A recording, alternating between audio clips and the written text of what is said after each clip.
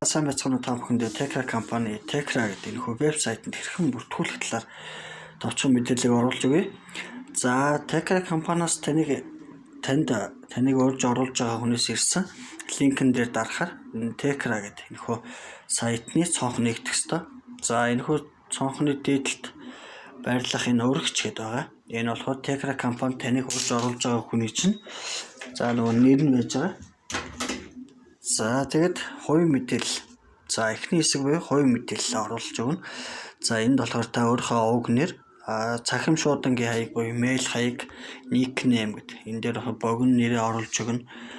За тэгээд нууц үг гэдэг дээр болохоор та одоо энэ Tekra гэдэг сайтанд бүртгүүлж байгаа Gmail, мэйл хаягийнхаа нууц үгийг биш, энэ Tekra сайт руу нэвтэрч орохдоо хэрэглэх шинэ нууц үгээ хийж өгөх хэрэгтэй байгаа.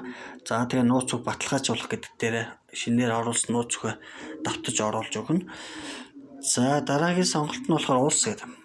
За энэ дээр болохоор өөрийнхөө улсыг сонгож өгөх хэрэгтэй. Одоо жишээ нь Монголиа гэдэг. Монгол гэдгээ сонгож өгнө. За мэдээж дараагийн утсан дээр нь болохоор одоо өөрийнхөө утасны дугаарыг оруулж өгнө. За ингэснээр бүртгэлийн маань эхний хэсэг дуусж байгаа.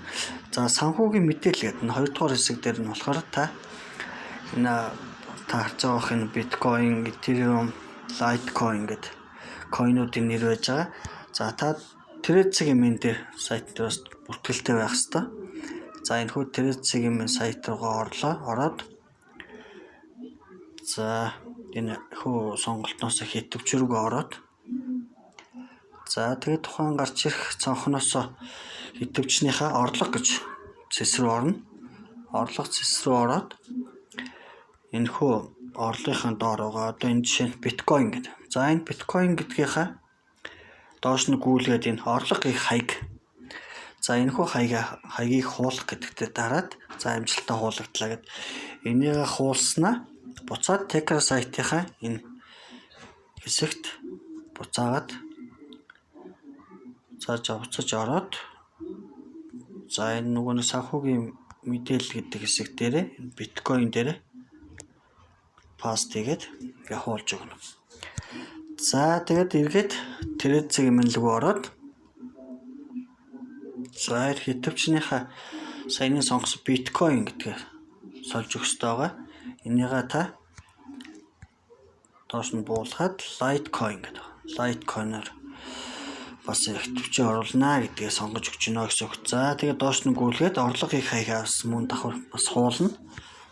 За тэгээд буцаад Tekra сайт руугаа орно.